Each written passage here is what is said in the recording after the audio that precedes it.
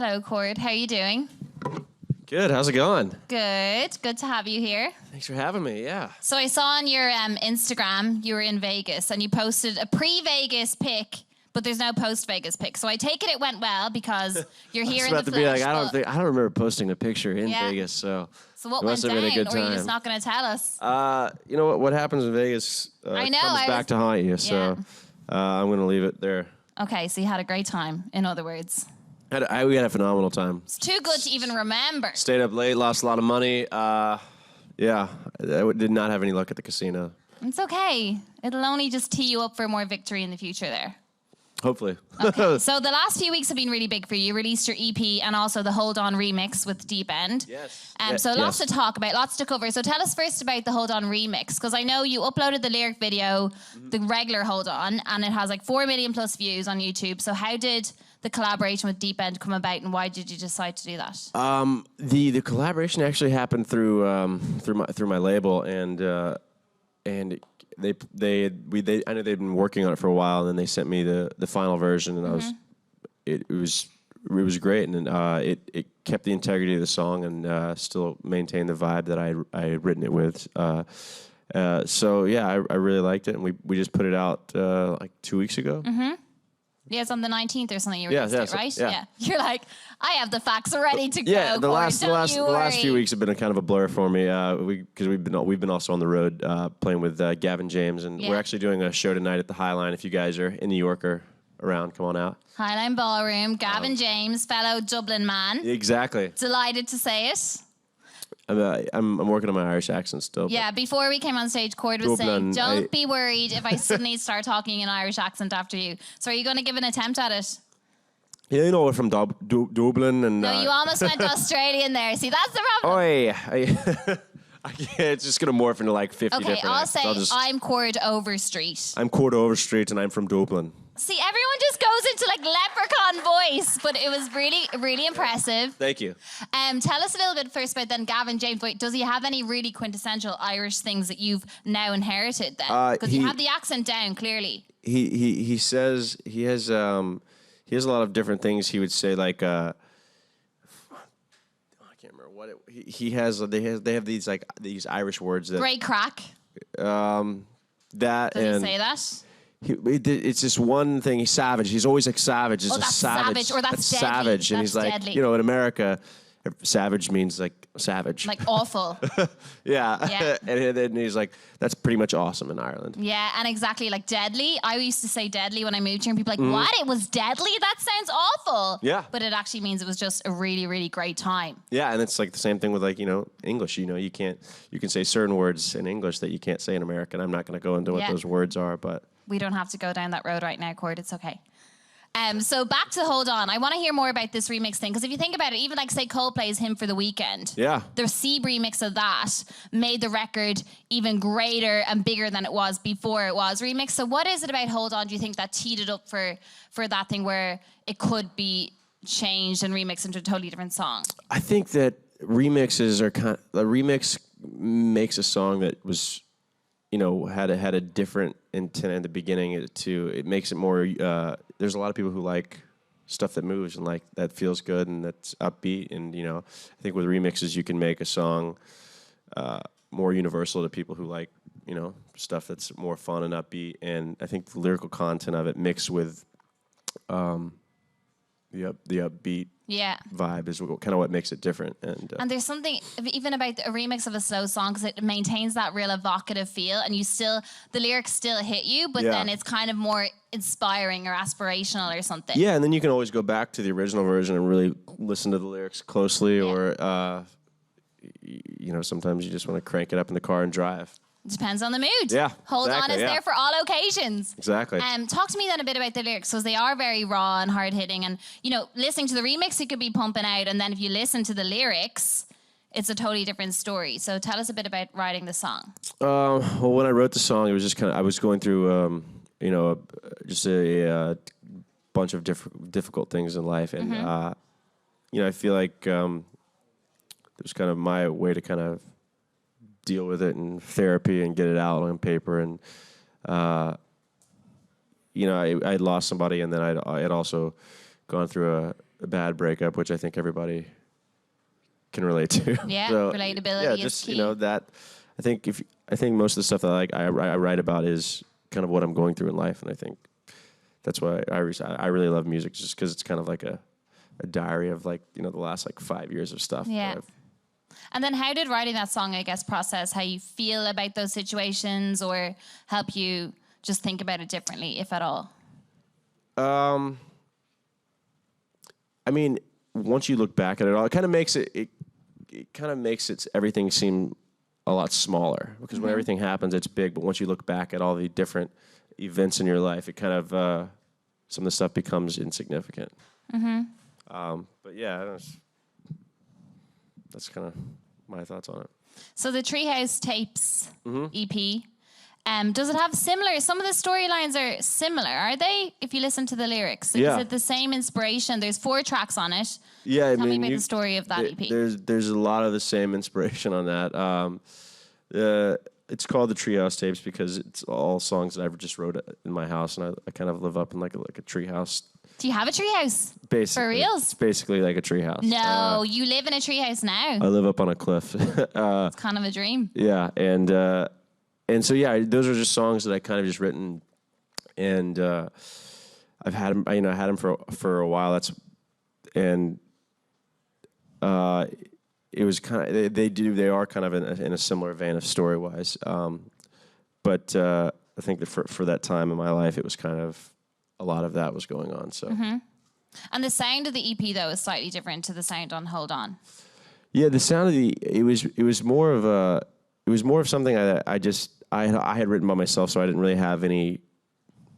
Sometimes you write with a producer and you get all different kind of sounds with that way. But I had my brother actually produce the whole thing, and This is Nash, isn't it? yeah. And I kind of wanted more of like an organic, just feel to where you had to listen to the lyrics.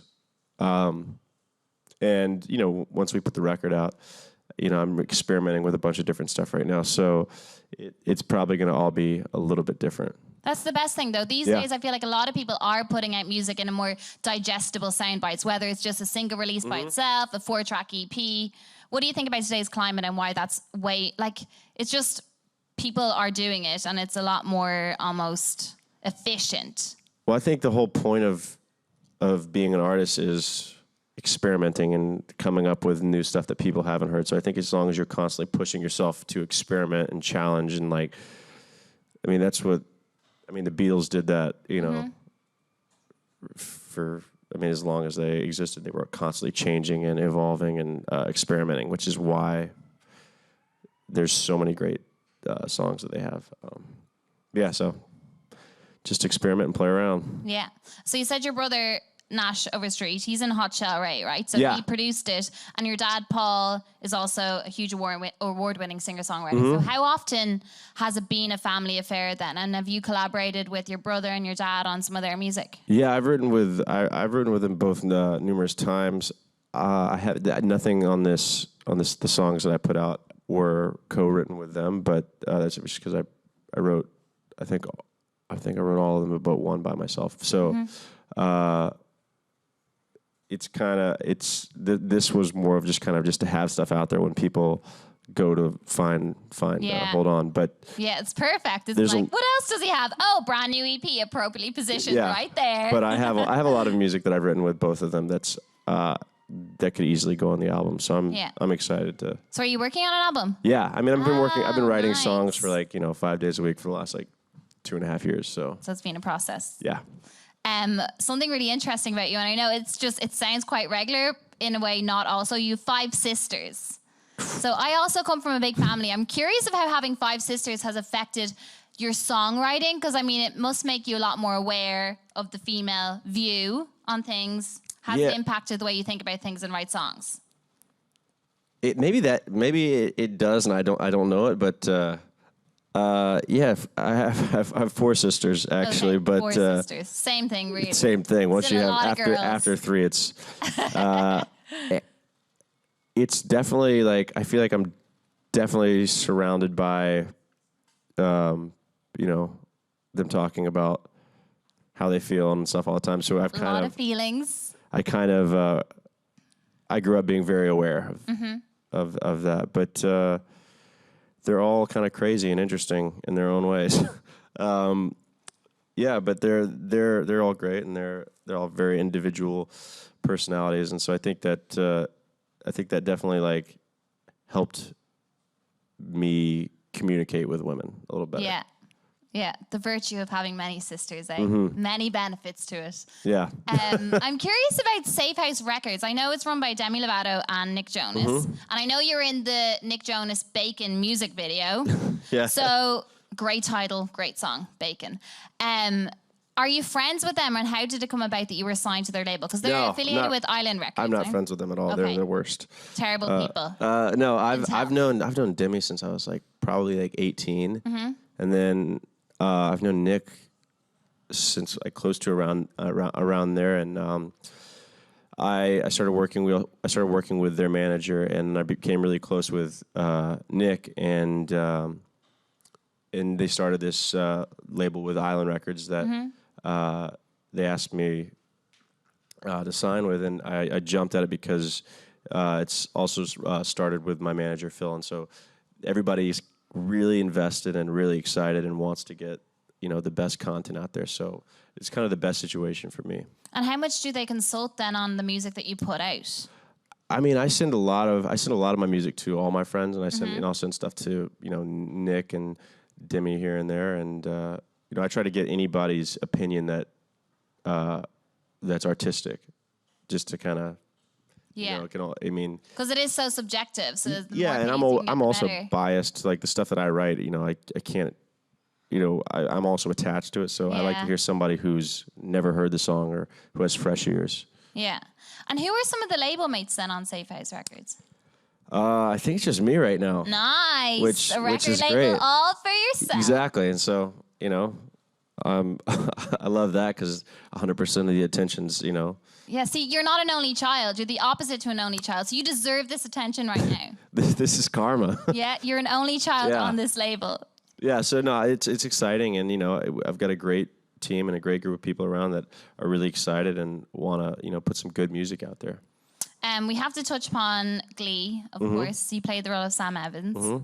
I'm curious, what has life post-Glee been like then, establishing yourself as a singer-songwriter, a solo recording artist? Because I know like Leah Michelle, Alex Newell,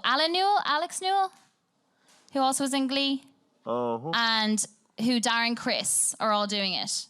Yeah, I don't know those people. They're terrible. They're strangers. You're very sarcastic. That's an Irish trait. I could. I'm Irish. I just can't. I can't speak with an Irish accent. Okay. I think that it's difficult until it's not difficult. I think everything coming from one thing to another thing and starting is you have a first look, and you have an opportunity to either wow people or put out something that's not that exciting. Yeah. So it's got to be great, and it's got to be something that it's not going to happen quick. It takes time. So it's definitely challenging and interesting coming from a show that's so massive and so big to coming and doing your own thing as an individual. But you really established yourself as one of the main characters on that. So yeah.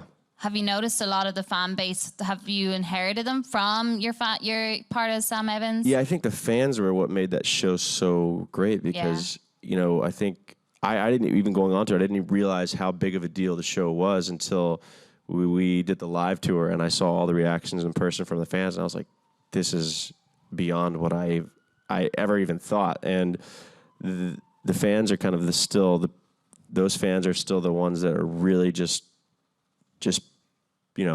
constantly listening to your music or constantly tweeting you out and constantly still engaged. So I mean, I think taking those fans and trying to bring them on this journey of music is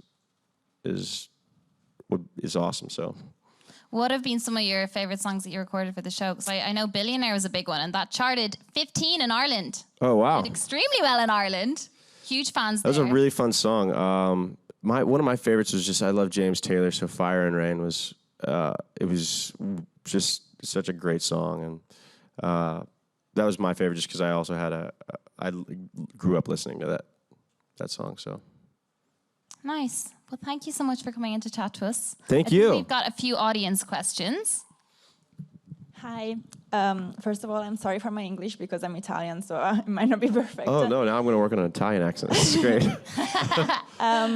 So since you're an actor and a singer, I wanted to ask you, what's your favorite thing about acting and your favorite thing about singing?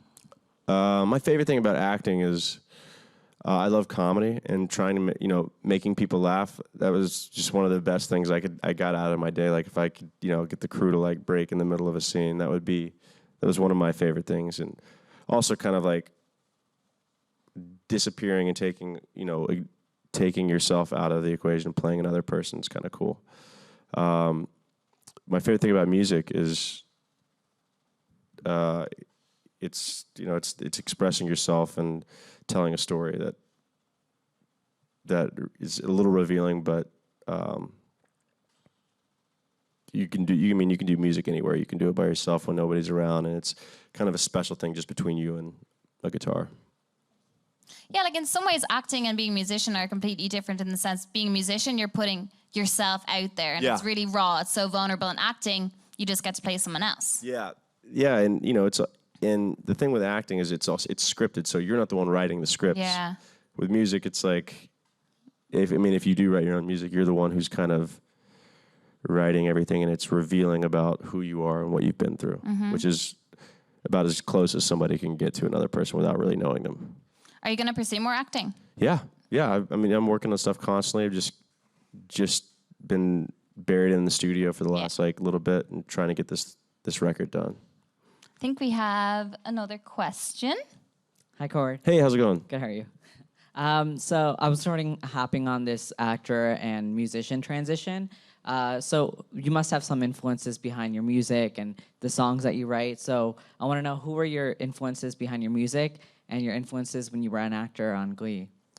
Man, my influences behind my music is, it's kind of, a lot of the influences are what happens in life and kind of just daily, but also a lot of country music influences. Like my dad is a songwriter, and the kind of the way he tells stories and the way that somebody like James Taylor tells a story. Those are like Paul Simon. Those are the people that I wanted to, capture just how well they were able to communicate. Acting wise, I love comedy, and I grew up watching, just studying Jim Carrey or, Will Ferrell and those guys that are just like so talented at what they do. And if you can kind of capture a fraction of the humor that they have, I think you're doing all right. But that's kind of, comedy is kind of where I geek out a little bit. Well, thank you so much. Yeah, thank you guys. Thanks for coming in. And everyone stick right here because Chord's going to be performing a couple of songs and also Highline Ballroom tonight. If you want to see him live. 8 o'clock. Thank you. Yeah, thank you.